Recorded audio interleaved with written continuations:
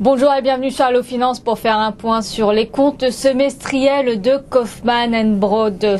C'est la première société à avoir ouvert le bal des publications semestrielles et Kaufmann & Broad s'en tire avec les honneurs. Le titre du promoteur immobilier grimpe de 2,51% à 21,56 € au lendemain d'une publication semestrielle de bonne qualité. Le chiffre d'affaires du premier semestre de Kaufmann & Broad est en hausse de 17, s'est apprécié de 17,8% à 454,4 millions d'euros contre 385,7 millions d'euros au premier semestre 2010. La marge brute s'élève à 87,2 millions d'euros en progression de 32,3% par rapport au premier semestre 2010, tandis que le résultat opérationnel croît passe donc de 5% à 7,2% pour s'établir à 32,7 millions d'euros.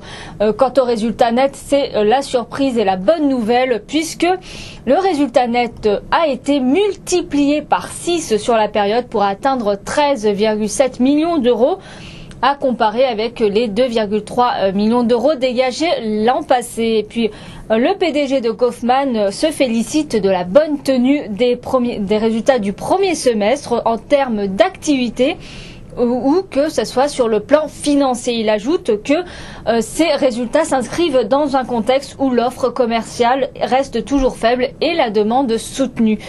Tous les indicateurs sont au vert et s'améliorent sensiblement, qu'il s'agisse du taux de marge brute ou de la marge opérationnelle courante ou de la dette financière, ajoute-t-il. Et en parlant de dette financière, la santé financière du groupe s'est améliorée avec une dette financière qui s'est abaissée à 67,7 millions d'euros, soit une baisse de 153 millions d'euros par rapport au 31 mai 2010. Et cette amélioration notable s'explique principalement par la forte baisse du besoin en fonds de roulement et par une nette progression de la trésorerie de 143 millions d'euros pour atteindre une trésorerie de 283 millions d'euros au 31 mai 2011. Concernant l'activité du groupe, le renouvellement de la gamme des maisons individuelles en village proposant des produits innovants destinés aux seniors ainsi qu'aux étudiants a été de nature à soutenir l'activité du promoteur immobilier.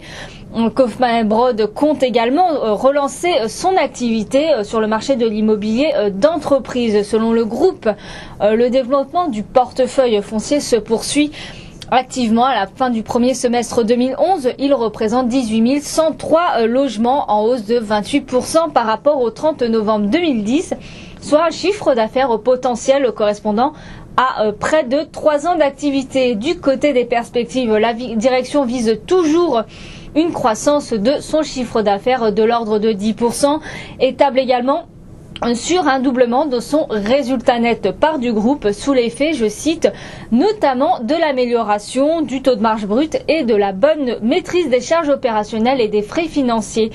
Le bureau d'études Gilbert Dupont est déçu juste par la simple confirmation des prévisions et ce en dépit de l'avance prise au premier semestre. Le broker est cependant moins optimiste que la direction concernant l'évolution du marché résidentiel, ce qui l'amène à abaisser son objectif de cours à 24,60 € par action contre 27 € précédemment, mais maintient toujours son objectif à son avis à accumuler. Pour notre part, on peut se positionner sur la valeur. Le secteur immobilier s'est considérablement redressé en 2010, et le mouvement devrait perdurer sur l'année en cours.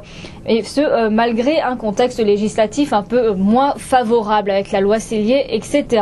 Le promoteur a vu son activité croître, notamment en élargissant son offre aux seniors, aux étudiants et à l'immobilier d'entreprise. Le groupe a par ailleurs multiplié par 6 son résultat semestriel et à la lumière de ces résultats, on peut se positionner à l'achat et nous visons 25 ou 26 € sur le dossier. Voilà ce qu'on pouvait dire sur Kaufmann & Broad. À très bientôt sur Allo Finance.